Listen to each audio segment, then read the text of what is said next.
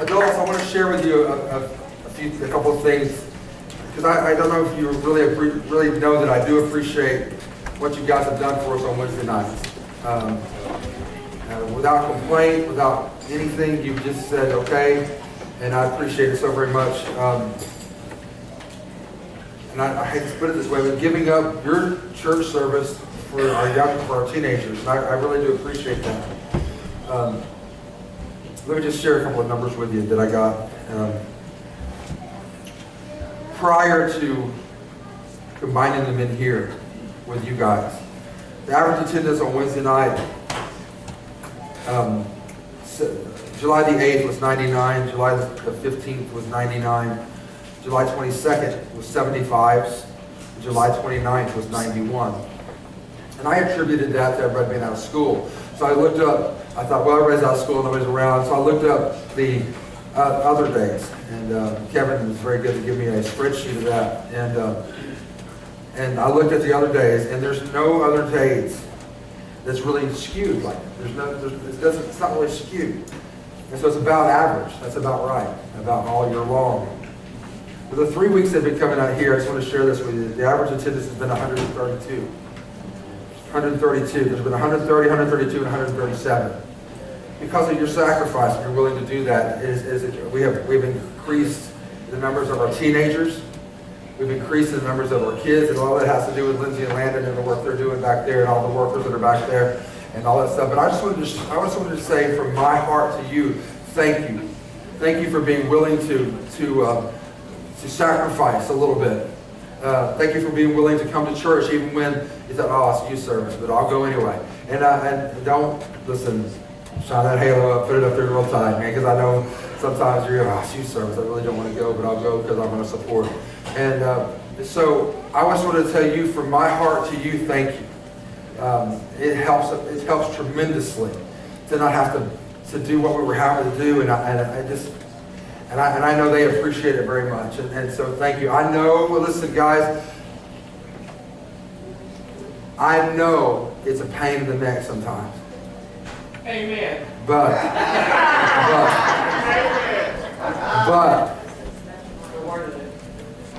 we're planning on it being worth it. Amen. Amen. All right. I just wanted to share that with you. It has increased by about 40 kids since last month. That's what. Just so you know, your sacrifice isn't in vain. And if you'll just give us a couple more weeks, we'll have it to where you can slide back into your service and they'll have their own service. And let me just give you another little thing. Today, Abby comes home and says, I said, how was Children's Church? I always ask, how was Children's Church? She said, crazy. And I knew she was stressed. That's why I asked. And she's like, my head hurts so bad. And we have so many kids. We have to split. There's just so many kids back there. And that attributes to all you guys that are working. And thank you so much. I don't know what you guys are doing, but thank you so much. You guys are sacrificing. You guys, this is the only service they get to be in service. And they're either in kids service or youth service on Wednesday nights. They don't ever get to be they don't get to be around adult service. Landon don't get to be by his ladies. I heard about the Snapchat. I heard, hey, there's no ladies. And so, just, you know, I got a good drink, not all embarrassed, okay. And so, this is the service they get to be in service. They sacrifice too. And so I just wanted to tell you how much I appreciate it. But it was so, I guess you had how many kids back there today? Do you remember? 28 kids at Children's Church today. That's incredible, man. That's good. That's good. In this Pentecostal church of guys, don't have 28 adults. God's honest truth. And I'm going, okay, what am I going to do with 28 kids? That's a good problem to have. Still a problem, though, okay? Hey, man, how many brought your Bible or something? I'm going to get you out of here pretty quick tonight, I promise. I think God's already kind of spoken through me when He wanted to speak through me about prayer. But I'm going to talk to you about Jonah for a minute, and we're going to talk about it for just a little bit, and I'm going to get on my way and let you get ready for your work week this week. that you get home and get rested, watch Sunday night football, and take your shoes off and lay on the couch and go to sleep by 9:30. Amen? So I live in the world too. I know what it's like. So I just want to talk to you for just a little bit and about Jonah. How many know the story of Jonah? Man, we all know the story of Jonah. Everybody puts the thing on the nursery wall, and a lot of stuff. We have Jonah on our nursery wall in the nursery here. And so we have Candy drew. Candy did a fantastic job. One day I was just in there just looking at what she painted. She did a fantastic job on there. It's amazing. She's a very talented young lady. Pray for Candy. Candy's having a lot of health problems. She was just in the hospital recently. She's got a lot of issues in her body that she's going to have to deal with. I don't know all the details of it, but I know her legs swelled up really big, and they were oozing fluid from them. That's not good. And so she desires our prayer. She's she's a kid that grew up around us, and so we've always known her. But just remember her in prayer. She really needs prayer in her body. All right, ready? Yes, you're done. Jonah, it's only 4 chapters. Jonah only has 4 chapters in it, but it's such a great story. I just love it. I'm going to talk to you for just a little bit about, kind of apply it to your life. Maybe apply it to my life. Hey, there's no signal for the TV. Just let you know. It's nice little graphic, though. I wish I could know how to do that with the cube spinning like that. That's really cool. Hey, I'm not making fun. I'm just saying I really wish I knew how to do that kind of stuff. Okay. God's command to Jonah was this. In Jonah chapter 1, verse 1, it says, "And the word of the Lord came to Jonah, Arise, go to Nineveh, that great city, and cry against it. For their wickedness has come up before me." But Jonah rose up to flee to Tarshish from the presence of the Lord, and went down to Joppa, and he found a ship going to Tarshish. So he paid the fare thereof, and went down into it to go with them into Tarshish from the presence of the Lord. And church, I'm going to talk to you for just a minute about I think what God is dealing with me is the glory of God, which is the presence of God, which we need to be in the presence of God. I don't know if you noticed, but a couple of weeks ago I talked to you about how Moses went up to the mountain, and that was such a big deal that we don't think it's such a big deal anymore to be in the presence of God. But it was such a big deal, he made all of Israel watch as the cloud came down onto Moses, and Moses spoke, and God spoke to Moses, and Moses spoke. And we remember talking about that a couple of weeks ago? Okay. And so what I'm going to talk to you about today is that God spoke to Jonah, and Jonah said, "I don't think so." And so the point I'm going to try to make tonight is a very simple point. This morning I tried to make a point that was a very simple point, to watch ourselves, don't get to the point of feeling entitled because you're Noah. Okay? Just because you went through the flood, and just because you went through all the things, you have to guard your heart about being Noah and just being a servant of God. And so tonight I'm going to talk to you about just guarding your heart about disobeying God because you're Jonah. How you don't want to do what God's asked you to do. Though God has asked you to do something great and mighty, it's not what you want to do. And sometimes you have to guard your heart about what it is that God has called you to do, because you want to put your own spin on it and your own twist on it. And I'll do it, God, but I want to do it this way. And God says, I told you to do it this way, and this is the way you're going to do it. So I want you to think about it for just a minute. I want you to guard your heart just a minute about what God has called you to do and what God has laid on your heart to do. But I want to talk to you about it for just a minute, about not abusing what God has called you to do. Are you with me?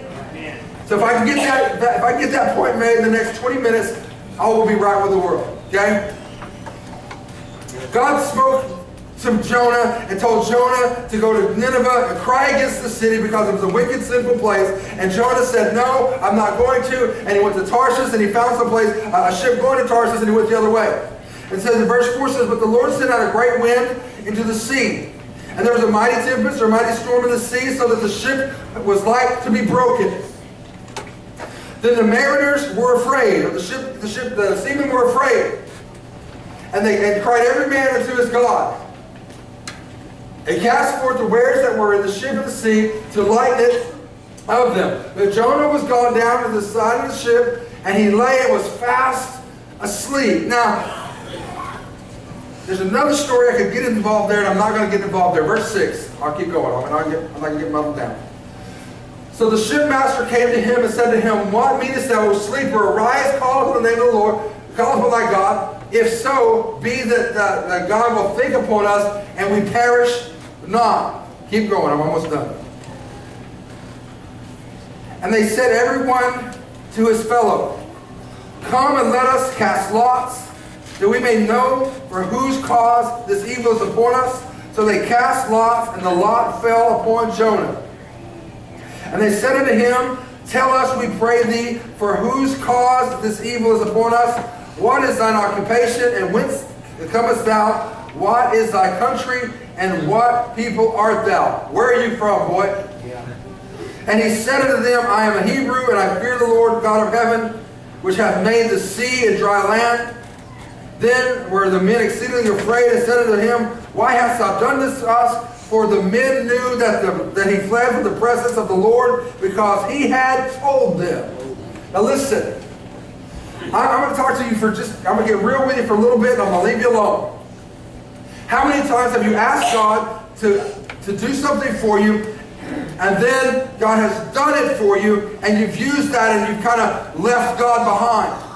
How many times have we ever asked God for a ministry? God gives us a ministry, and then we feel like it is our ministry and not God's ministry. Are you with me? God has given us talent and ability and things to do, and we take those talents and we abuse them, and we say, you know what, God, I know better what to do with them than you do, and so we abuse those talents and those gifts, and God has given them to us, but we act like they're ours and ours alone, and we say, you know what, God, I'm going to go this way with it, and God says, I want you to go this way. Okay, you with me? And so Jonah has left Nineveh, has left his homeland, he was supposed to go to Nineveh. He's going to Tarshish, and then a storm hits in his life, and I love it because he just admits, I just don't disobey God. I'm running from God. The God, which God? They said they prayed to all their gods. He said, I pray to the God that created all this stuff. I pray to the only God. Listen, I'll get there in a second. Verse 14, wherefore they cried unto the Lord and said, we beseech thee, O Lord, we beseech thee, let us not perish for this man's life, and lay upon us the innocent blood, for thou, O Lord, hast done it as it has pleased thee. So they took up Jonah and cast him forth into the sea, and the sea ceased from raging. Oh, dear God, I love it. Verse 17, now the Lord had prepared a great fish to swallow up Jonah, and Jonah was in the belly of the fish 3 days and 3 nights. Now, I'm not going to get into the 3 days and the 2 and stuff. I'm not going to get into that. But I'm going to get into this. Have you ever disobeyed and felt like God has forgotten you? Have you ever been to a place in your life where you feel like God doesn't hear you? Maybe you've stopped praying because you don't feel like it does any good. This morning, I told you this morning, I'm crying out to God, and I really don't even know what to pray. I just pray, God, I just want your glory. I don't have the words to pray it right. I don't know how to say it correctly. I don't know what to say and how to say it. I just know that, God, I want you. I'm not eloquent with my speech right now. I don't know. I can't put sentences together. I don't know what you want me to say other than, God, I want you. I need you. I want your glory. I want you to come into our life. I want you to do some great things in our lives. I want you to bless us. I want you to come into this place and make a difference. I want you to change this. Listen, I want all the amenities that we have and all the stuff that we have, but I want Him more than anything. I want to reach the world, but I can't reach the world without Him. Come on, it doesn't do any good, okay? And so, as I'm reading Jonah and I'm gathering all this information about Jonah and I'm trying to put it all together in a bowl and say, okay, God, what do you want me to preach out of this? And what do you want me to say about this? And what do you want me to do with this? And God begins to deal with my heart and it says, my people have been called and they've been chosen and they've been called out, but they refuse to go my way. I said, what are you talking about? I said, God, look at us, man. We have money in the bank. We have all this stuff happening. We got stuff going on. God, you're blessing us in every facet. Yes, He said, yes, I have blessed you, but I have called you to do it. I have called you to a thing, and you want to do it your way. Did you hear me? I said, God, forgive me. I don't want to do it my way. I want to do it the way that I just try to follow you. As things happen, I'm trying to follow you. Please forgive me if I've gone the wrong way. You guys have conversations like that with God? You need to.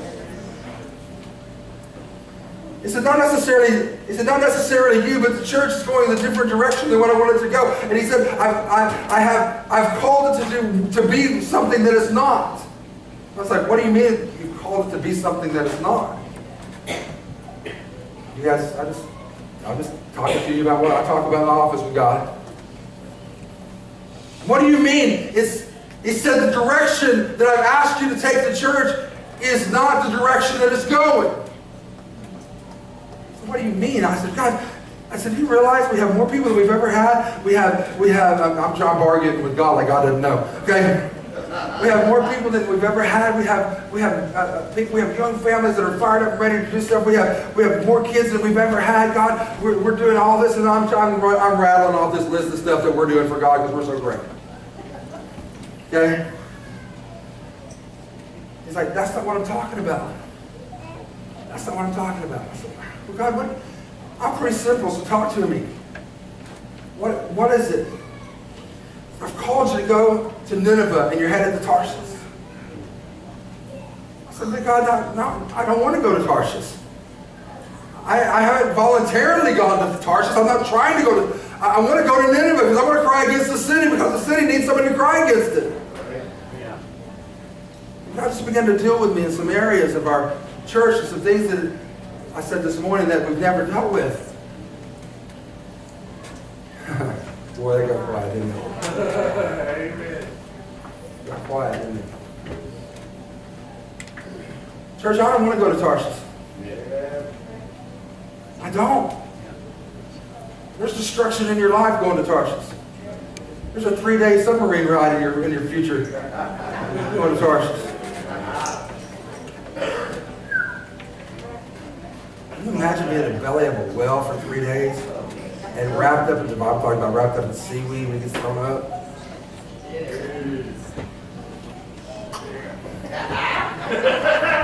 Can you imagine just being stuck in a whale for 3?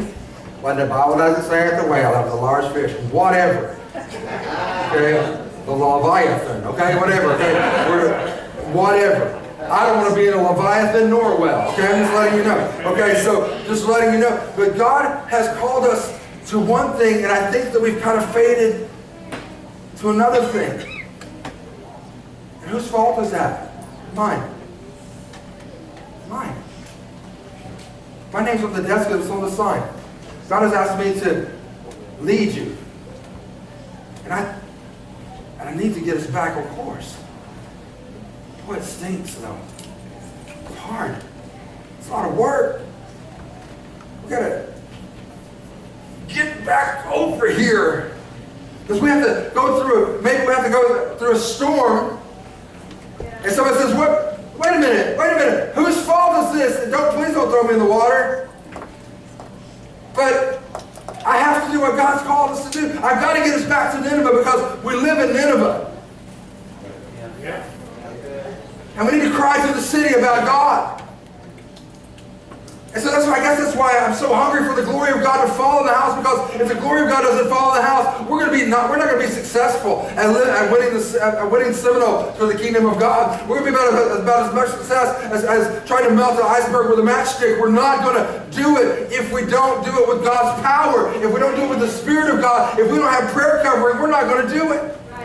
We're going to flounder, we're going to fall, you're going to come in and out of church, and your family's going to be in church for a while and out of church for a while. We're going to do the same little dance we've done for 50 years. And I don't want to do that anymore. I don't want to do that anymore. Let's go to Nineveh. I'll go on. I didn't mean to get all involved with what God and I prayed about, but anyway. Chapter 2, verse 1. Then Jonah prayed to the Lord, his God, out of the fish's belly. Whose God? See, here's the thing I want to get it. Look at me. God is my God. But He's also everybody else's God personally. I've got my own loaf. See how that ties together? You know, I look stupid, but I'm really not.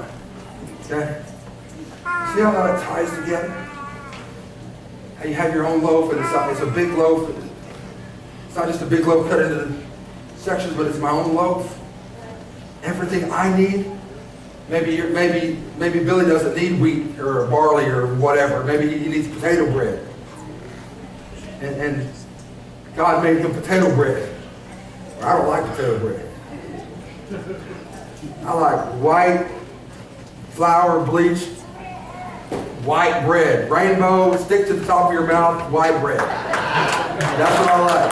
Can I get a witness? I don't like fancy nut, corn-fed, hard crust bread. Give me white, rainbow, stick to the top of my mouth with my bologna and cheese bread. That's what I like. And God knows that. Now my wife likes the more junk in it, better bread.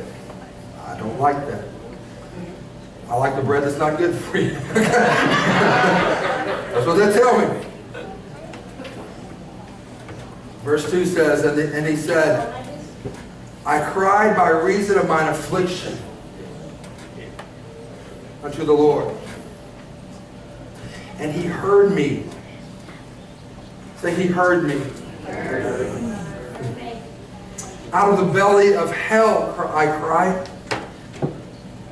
In the King James, in the New King James, it says Sheol.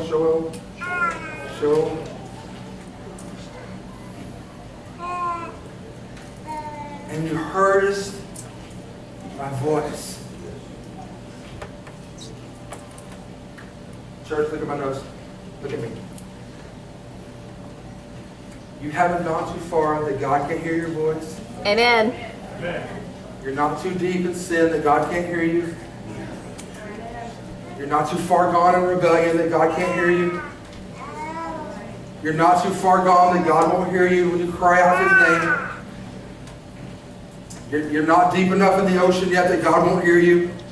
You're not so far away from God that God can't hear you. When you call upon His name, He hears you. When you are humbled and you are broken and you say, God, here I am, help me, help me, help me. He hears you. Verse 3. For thou hast cast me into the deep, in the midst of the seas, and the floods compassed about me. All thy billows and thy waves passed over me. Then I said, I am cast out of thy sight, yet I will look again toward thy holy temple. Church, TOP, Temple of Praisers, we once again have to turn our face toward His holy temple. Yes. Amen. We have to once again cry out to God for reason of Him to take us and to take us from the depths of our plight and take us to where we need to go. What does that mean, Brother Jeff? This is what it means. It's time to cry out to God again. It's time to say, God, forgive me of my trespasses. God, I am tired of trying to go my way. Let me go your way. Crying out to Him. Crying out in the wilderness, crying out from the middle of the belly of hell. I'm calling out to you, God, because if you don't take care of me, nothing's going to take care of me. And God, you heard me. I know you heard me. Going back to verse 3, I know that you heard me. No, I'm sorry, verse 2. It says, and he said, I cried by reason of my what? Affliction. I thought about that. My affliction. There's one affliction that all humans have that we don't like to talk about, and it's sin. We all have the same affliction. Sin. And he says, I cried out for reason of my affliction. But I know he's talking about being in the way, but he said, unto the Lord, and you heard me. Now, as far as I know, none of you guys are going to go and get eaten by a fish. I hope not. Don't go noodling. Amen. We may find nothing but a wet sock. I don't know. What are those things called? The socks? What are they called? Yeah. Huh? What are those things called? Wait. No, the socks that you walk on the rocks with. Water shoes. I can't remember what they're called. Water sock. Shoes. Water shoes. Whatever they're called. Okay, y'all get off. Okay, I'll have it. Okay, listen. It's like don't go noodling. You may get swallowed up by fish. I don't know. Sit by snake. I don't want to catfish that bad. Okay, listen. It said, out of the belly of hell cried I, and thou heardest my voice. Church, and I'm almost done. Believe it or not. If we don't begin to cry out to God, as a church, we don't begin to cry out to God, I fear for our future. Yes, right.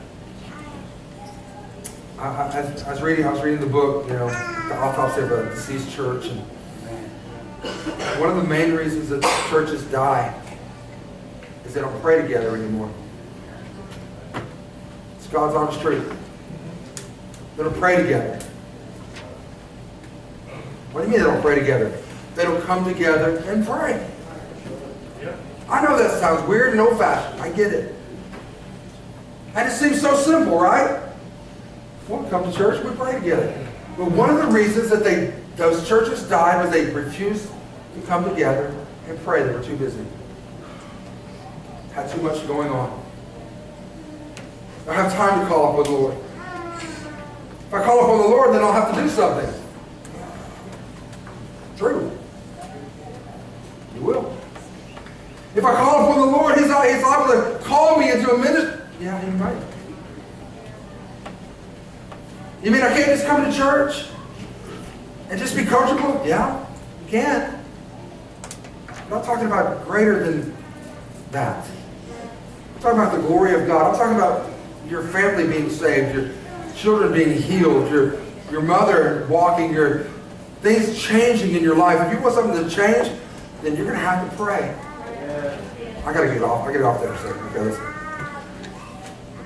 Chapter 3, verse 1. And the word of the Lord came to Jonah a second time, saying, Arise, go to Nineveh, the great city, and preach unto it, preaching what I bid thee. So Jonah arose and went into Nineveh according to the word of the Lord. Now Nineveh was an exceedingly great city, 3 days' journey. And Jonah began to enter into the city in a day's journey. He was in a hurry to get there. And he cried and said, Yet 40 days, and Nineveh shall be overthrown. So the people of Nineveh believed God, and proclaimed a fast, and put on sackcloth, from the greatest of them to the least of them. For the word came unto the king of Nineveh, and he arose from his throne, and he laid his robe from him, and covered him with sackcloth and ashes. And I don't have time to go there and what that means or the symbolism of that. But understand, you're going to have to humble yourself. You're going to have to put off your robe and put on God. And you have to cry out to God, okay? I don't have time to go there. Listen, verse 6. For the word came, okay, verse 7. And he caused it to be proclaimed and published through Nineveh by the decree of the king and his nobles, saying, let neither man nor beast nor flock taste anything, let not them feed nor drink water, but let man and beast be covered with sackcloth and cry mightily unto God. Yea, let them turn everyone from his evil way, from the violence that is in his hands. And can I ask you this question? When's the last time you fasted and prayed? Well, I can't fast. I have to take my medication. Understand? I'm not criticizing. I'm just asking. Asking. It's hard to fast. I used to go 3 days at a time and fast 3 days at a time when I first got into church. Man, I'd fast 3 days and I'd knock it out, man. It was hard, but it got pretty easy. I don't know if I can fast 3 hours now without trying to look at the refrigerator and see if there's something in there I want to eat. Just being honest. Just being honest. I'm not a believer in fasting television or computer games. That's Lent to me. Biblical fast to me is food.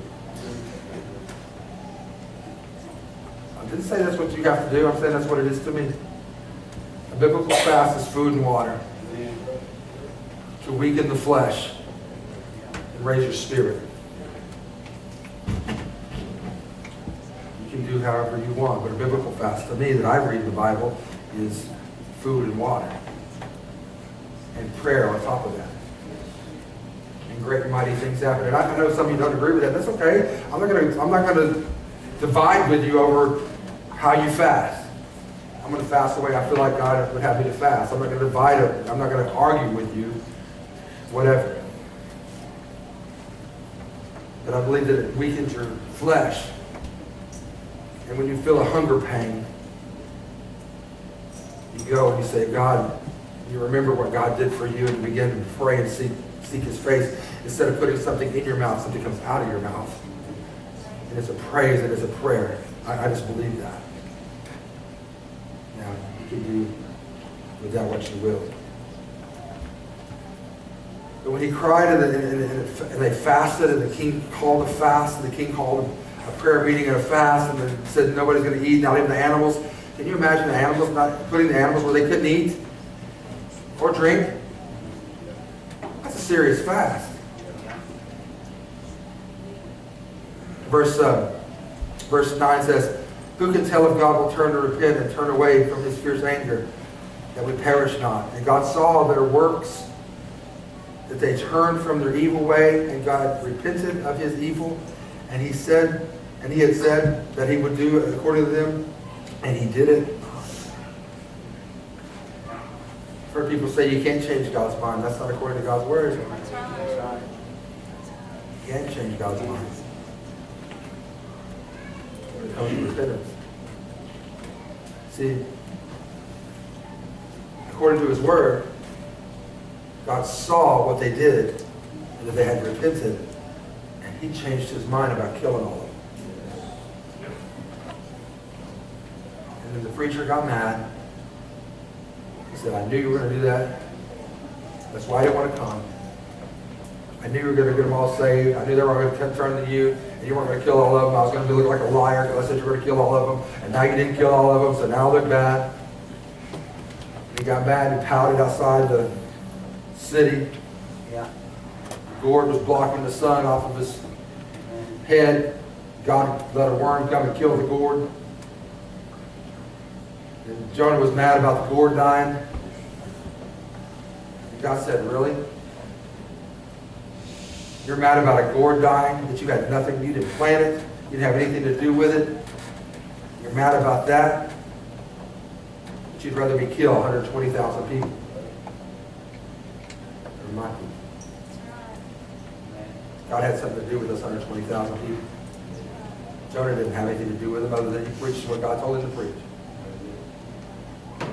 I'm looking at a city of 6,500, 7,500, whatever it is, depending on whichever census you look at. Looking at a county with about 40,000 people in it. I can't get away from it. I can't get away from it. I have to cry against it. I have to tell them about Jesus. I have to tell them that sin has got to go. I've got to tell them. But we've got to be able to show them something besides just our words. Our words are great. Our words are good because of the Bible, and that's what God said. It's His Word, and His Word will never be gone and never fade away. But at least I've got to show them more than just my words. Something different. Sister Nita, it doesn't do me any good to tell Dakota that I love him if I don't show him I love him. He's not here and it makes me mad. He's not here. Okay, and so I texted him yesterday, or not the day before. And he's not talking to me. It makes me worry. He doesn't call me back or he doesn't text me. It doesn't do any good if I tell Brother Bosco that I love him, but we don't show him any love. It doesn't do any good if I tell Dean I love him, but I can't love him for real. It doesn't do any good. It's words. It's words. So as a church, if we don't begin to pray and really seek God's face, and really begin to call out to God for him, for them, how can we show them something that we don't have? How can they come to the house of God and something be changed in their life if we're struggling trying to change anything in our lives? What are you talking about, Jeff? This is what I'm talking about, and I'll leave you alone with this right now.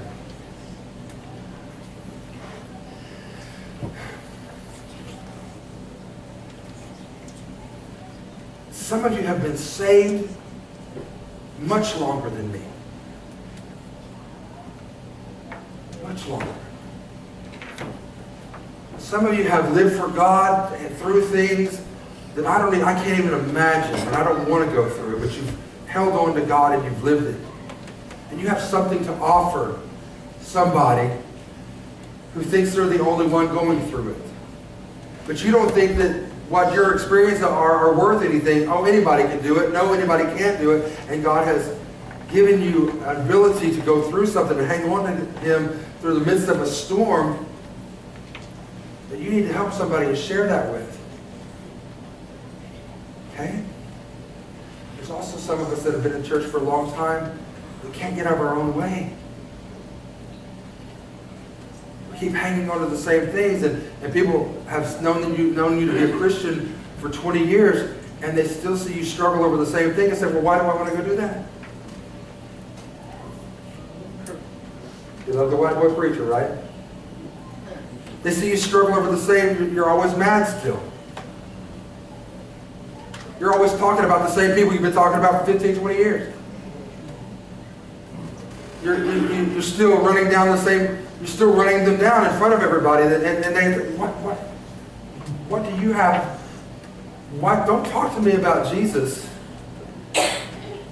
when you can't live it. I said something at the funeral. Remember at the funeral they said that Brother Ford not only talked it, but he walked it. My God, I hope somebody can say that about me when I'm dead. I hope that they can say, Jeff didn't just preach it, but he lived it. Yes. God, I hope somebody can hope they can say that about me. It doesn't do any good to preach it, doesn't get to amen it, doesn't do good to anything if we don't live it. God's called us to Nineveh. Let's not go to Tarshish. The waves get big when you're going the wrong way. Yeah. I wasn't going to get into this and get muddled down, but when you're going the wrong way, you fall asleep. They have to wake you because you're going the wrong way. Let's not do that. Let's go to Nineveh. Would you stand here if you would? I thought it would be good.